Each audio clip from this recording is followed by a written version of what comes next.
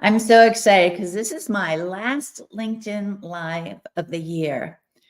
And yes, it's the last one for 2023. And I don't know about the rest of you, but this was the fastest year ever. But I love this week. I love the last week of the year. And I wanted to tell you why, because I think you could get some takeaways from it on how you could go back, reflect, and set yourself up for an amazing year in 2024. I know this has started to help me. So this week, when it's relatively quiet, business is a little bit slower, it gives me time to sit back and reflect. So the first thing I always do is I pick out my journal.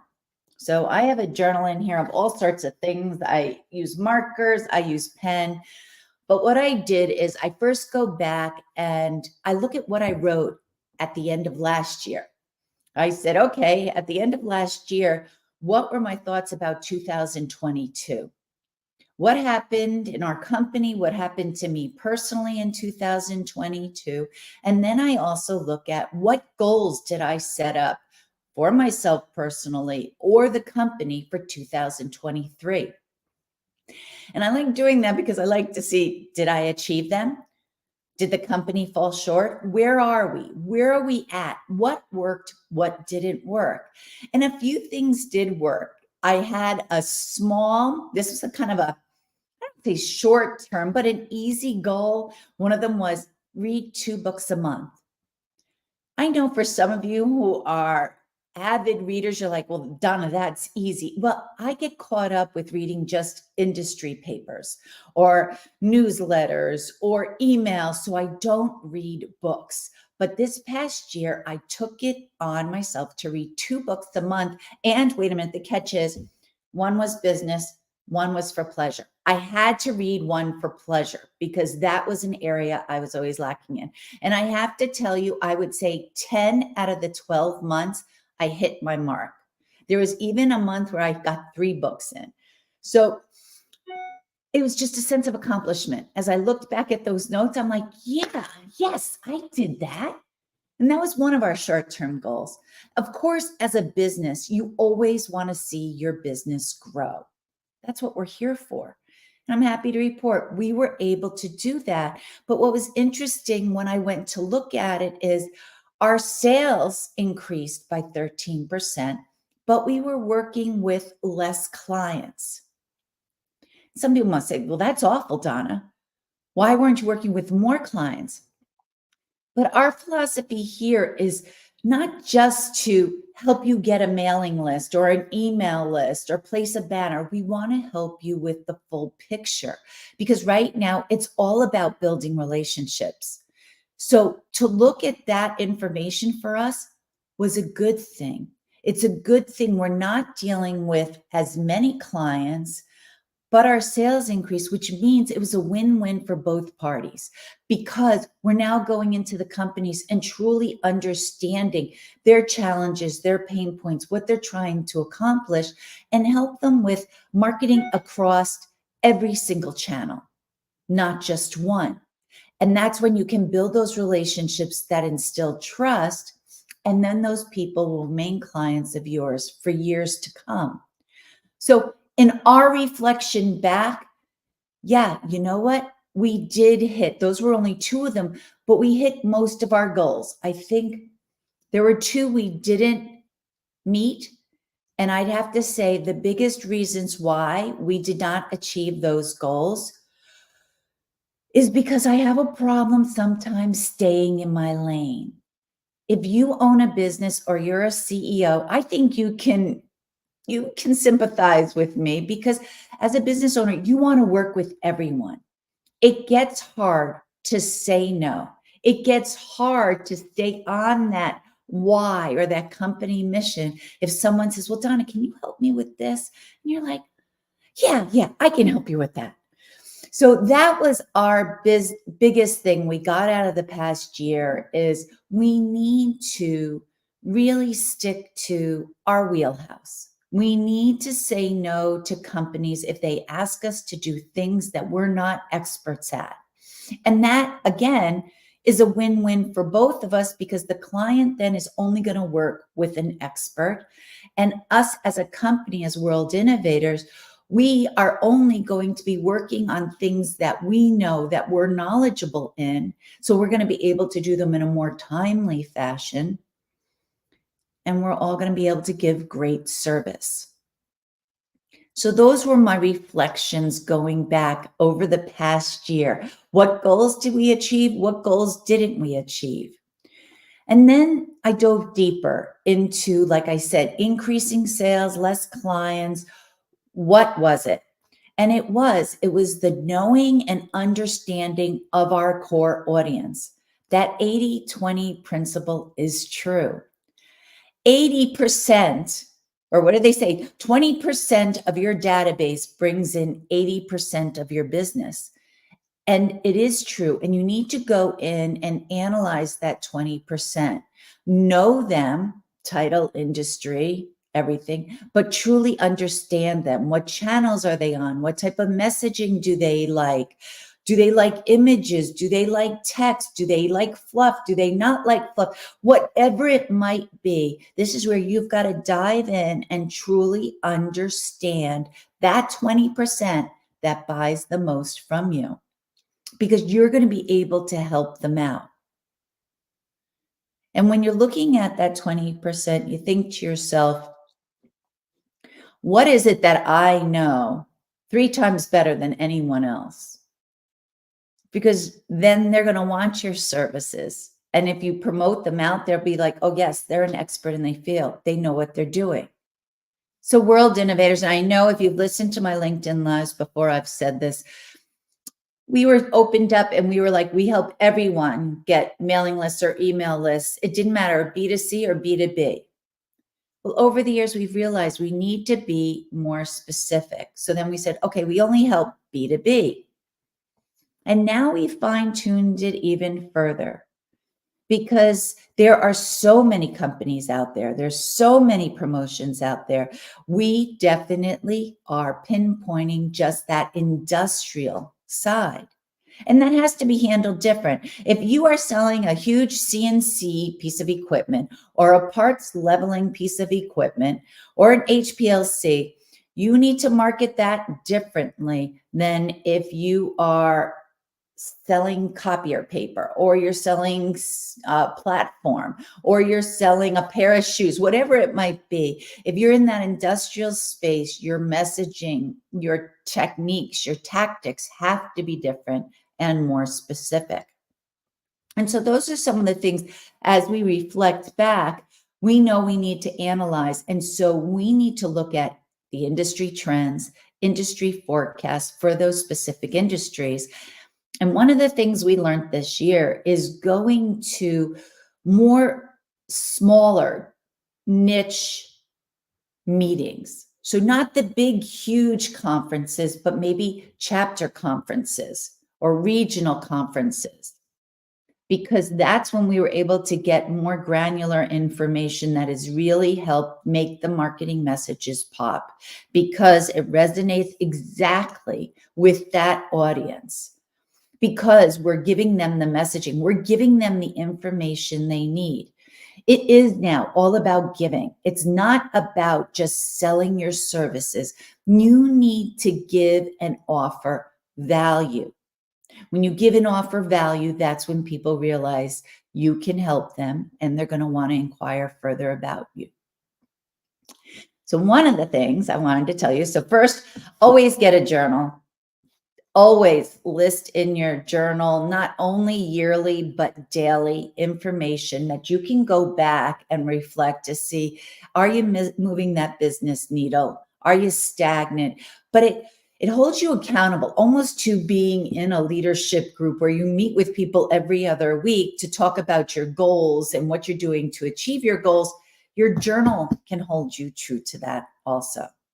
So get a journal. The next thing I like, I hope you can see this. This is an Eisenhower matrix. I love the Eisenhower matrix. And it's Stephen Covey was quoted by saying, what is important is seldom urgent, and what is urgent is seldom important. It's so true. Sometimes we all get caught up with answering our emails as soon as they come in. We spend all day on emails and not really working on things, tasks that we really need to focus on.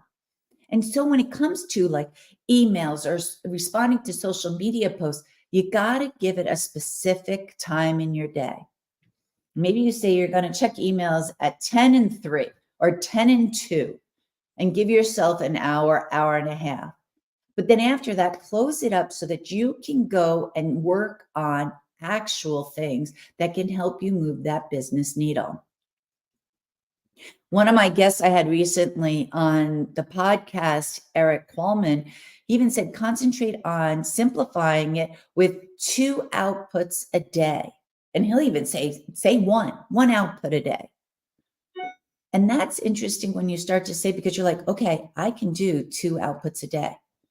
I don't need to set up a to-do list with 15 things where I'm only going to do 5 of them and 10 of them are going to end up on the list the next day. Put 2, get them done, and then you can move on. And then also at the end of each day, list what your highlights were. Because you might find that your highlights were getting those outputs done, realizing you don't really need to do those outputs to grow your business. And these are tips I think you can definitely implement so that you can set yourself up for a successful 2024. Now, just to go through a quick little checklist, the first thing you need to do is go back and review your performance of 2023. I know today everyone is analyzing all their information, and you're analyzing probably daily, monthly, quarterly. But take this time, sit back and reflect. And I'm a big go for a walk. Clear your head before you do this. Figure out what are your key performance indicators. Are those KPIs important to what the why and the mission is for your company? Because like I said, that was an area we would get tricked up in because we would sometimes veer away from our why or veer away from what our mission was. And so we need to constantly be reminding ourselves, reminding everyone who works within World Innovators or even consultants we use on what our why and our mission are. So go back, review 2023. The next thing is industry analysis. Examine the trends and the forecasting for the coming year for your industry. Now, all of us, if you're in a specific industry, you're trying to stay current, but dig deep into different things that are being written about in magazines. Look at editorial calendars about what's important. Review the podcast or webinars coming up. If you can't listen to the whole thing, look at the titles. So you know and you understand what people are talking about in your field, what seems to be important and what is top of mind. So you've got to do that. And then sit down and do some strategic planning. This is a hard one because we're always rushing. And sometimes people might be saying, okay, for January, we need to do this. But okay, plan out January, but make sure January fits with everything else you're doing in the rest of the year. You can't just go out and start placing ads or doing email blasts unless you have a strategy where everything you do complements each other. Because as I mentioned in the beginning, it's all about building relationships. If you want to have a successful company, you've got to spend time building those relationships that will just get deeper and deeper. And the only way to do that is if you have that strategic planning that takes you throughout the entire year.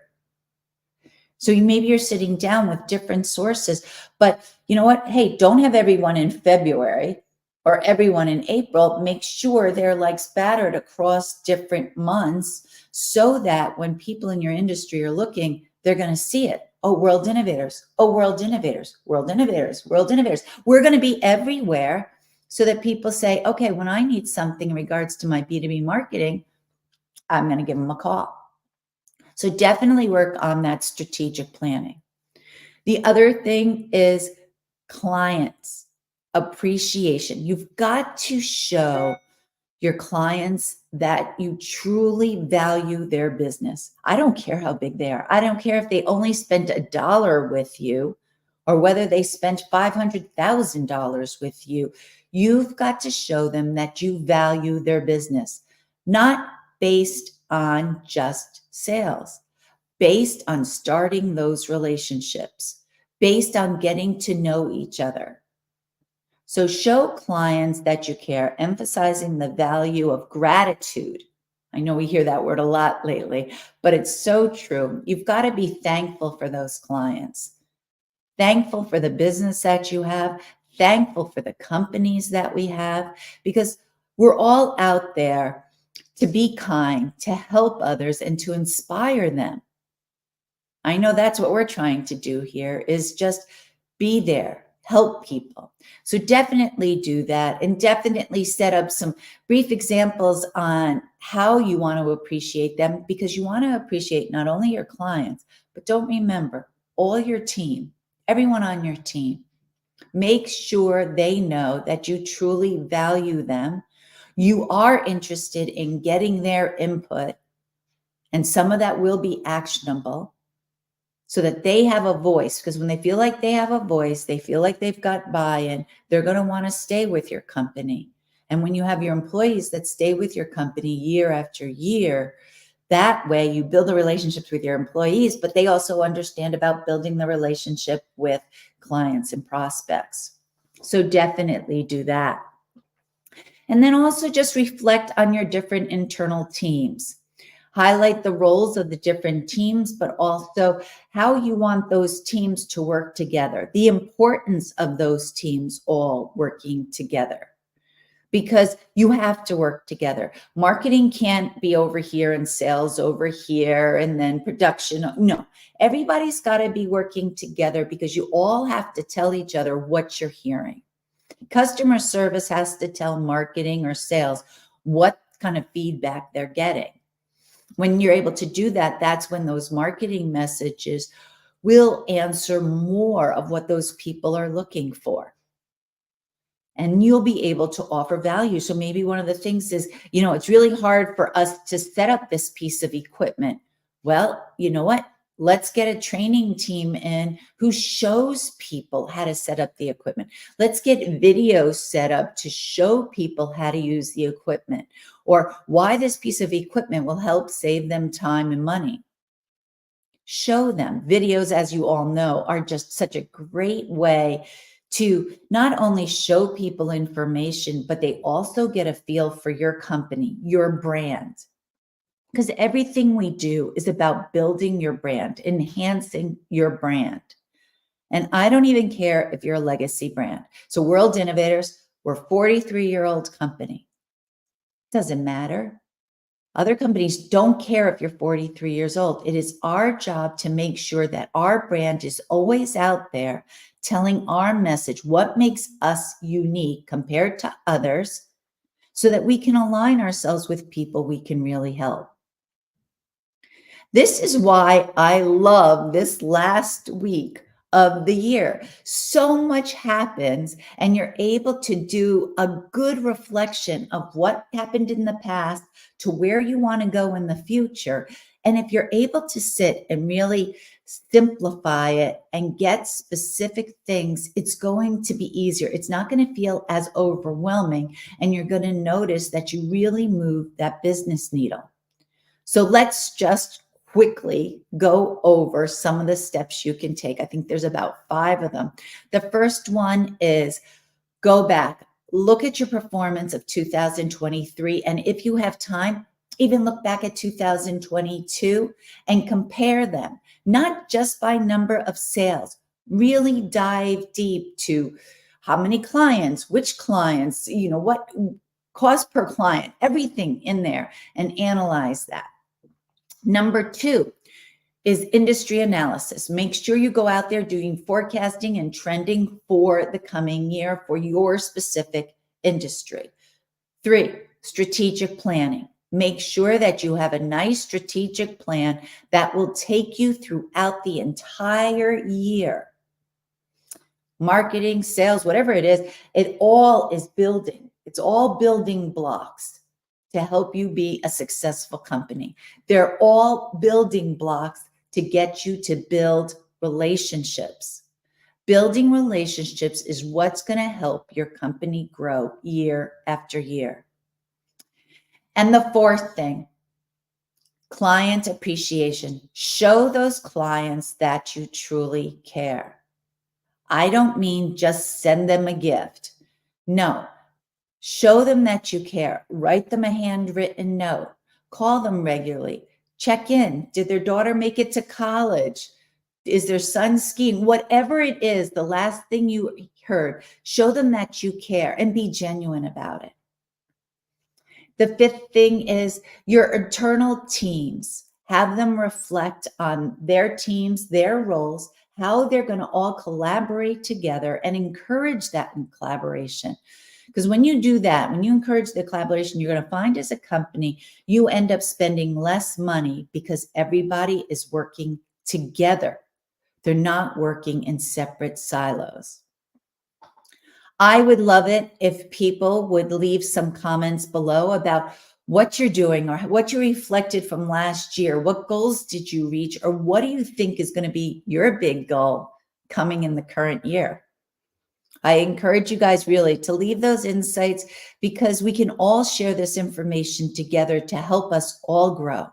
We're here to inspire success. So if this is my last live of the year, I wish you all a happy new year. I hope you get success, but more importantly, health and happiness. Have a great day and talk to you in the new year. Bye.